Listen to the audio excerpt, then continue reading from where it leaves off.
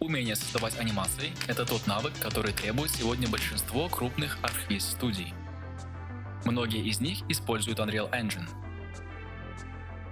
При помощи данного мини-курса ты уже в конце второго урока получишь готовую анимацию, созданную в Unreal Engine для своего портфолио.